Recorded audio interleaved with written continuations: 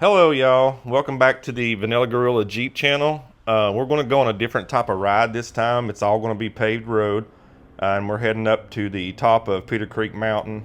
This video features only about a 6-mile stretch, but the full 10-mile stretch that starts at Biggs Bridge and ends over at Panther Branch, I'm going to start calling it the Petercreek Scorpion. Yes, I did nickname it, and you're going to see why in the video. But there's about 70 curves in that 10-mile stretch and about 1,100 foot climb to the peak of the mountain. So this holler that you're going to see the entryway to right there on the left, that is Second Fork, and it's an old coal mine holler, and I think there was a strip job up behind it at one time. The blue building that you seen over on the right there, that is an old coal tipple. That thing was there when my parents moved over there about 30 years ago, back in '96. Really hasn't changed much as far as the looks of it goes, but there's hardly any work going on there right now due to the coal industry just not being as booming as what it was 30 years ago. Back in the day when the coal business was booming in this area, this particular stretch of road, you would see 10-wheelers and 18-wheelers hauling coal 24 hours a day, 7 days a week. Most of the coal mines operated 3 shifts. There was just a lot of coal being produced and dug out of a mountain. So you'll see a hauler right here on the right that's called Turkey Pen. The one on the left there is called Third Fork, and you can kind of see that conveyor going across the road there. That would take coal over to that tan colored building that you saw, and that's kind of a small tipple. I think they used to call those loadouts back in the day. And this is not really a hauler right there on the left, but that does go up to an old coal mines. It's not really that far off the road, but you can see it's gated. Most of the haulers around this stretch of road are gated now. About the only ones that I know of that aren't is First Fork and Second Fork. If you do go back up in there to go trail riding, side by side, Jeep, whatever it is you may have, keep in mind that that is private property. It belongs to Kentucky Berwyn. At one time, way back in the day, my great-great-granddad used to own all that land that Kentucky Berwyn owns on this stretch of road. If I have the story correct, when my granddad, passed away, he hadn't told anybody that he owned all that land, so it just sat there collecting back property taxes, and nobody in my family could afford to pay those back property taxes, and Kentucky Berwyn came in, paid the taxes, and that land became theirs. This hauler that you're going to see coming up right here on the right in a little bit is Motley Fork. I think that's where my granddad's last coal mines was before he ended up shutting down all his operations. I think around 2015, 2016-ish. Next hauler that we're going to come across will be up here on the right there, and that's Spruce Fork. Not really sure about how many coal mines may have been up Spruce Fork or how long they operated coal out of there, but not really that big of a hauler to go up. This hauler right here on the left, you can see the gate there, that's Hurricane Fork, and that's the last of the haulers before we start getting into the good stuff coming up right here. So in this hairpin turn, you can see that road that goes off to the left there. That road is what we used to call back in the day the CC Trail. It takes you over to Smith Fork in Phelps, Kentucky. If you stay on it, back in the day, the last time that I was on that road, there was no pavement until you got on the Phelps side of the mountain. It was all just dirt road that was barely wide enough for one vehicle to fit by, so you can imagine how much fun it was when there were 2 vehicles that met trying to get by each other there. So obviously you can see that we're starting to get into the curves of the mountain as it's going up. If you pay attention to some of the rock cliffs on the left, you'll see where they actually have numbers painted on those cliffs. And the reason that you see those numbers painted there is because, again, back when they were hauling coal all the time on this road, whether you were in a 10-wheeler or an 18-wheeler coming up and down this mountain, there were some of the curves that were bad enough where the truck drivers would kind of holler out on their CB radio to let the other truck drivers know which curve they were getting ready to come into. I tried looking up the data on how many different crashes there were on this mountain in the last 20 years. I could not gain access to it to find out, but I can tell you from experience there were a boatload of crashes. 18-wheelers tipping over, 10-wheelers tipping over, going over the cliff. As you guys can see, there's not a lot of spots that there's even a guardrail, and there's really no shoulder on this road all the way up to the top of the mountain. So it was a very dangerous mountain to go across, especially if you weren't used to it and didn't know that, you know, you could be running into a coal truck right in the middle of a curve. But that's kind of why I wanted to give it this nickname of this whole 10-mile strip of the Petercreek Scorpion, because you come around one of those curves and not know that 18-wheeler was halfway in the other lane, and yeah, you were going to get stung a little bit.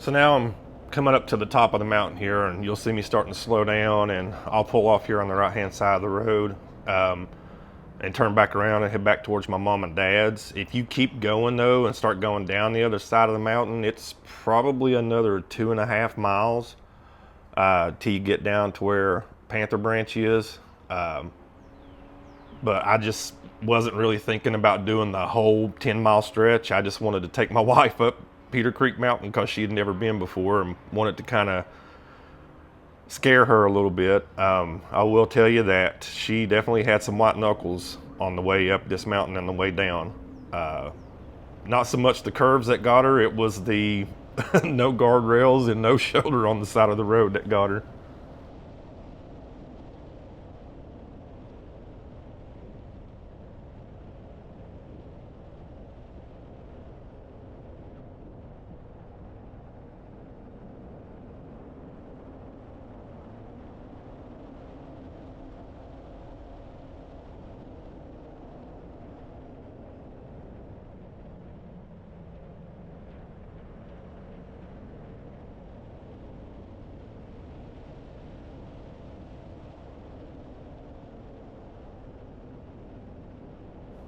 So, just to give you a little information on where I got the idea to call this 10-mile stretch, the Petercreek Scorpion, it's from going down to Pigeon Forge for Great Smoky Mountain Jeep Invasion, and taking Cades Cove and then into Parsons Branch. And when you come out of Parsons Branch, you come out on the tail of the Dragon.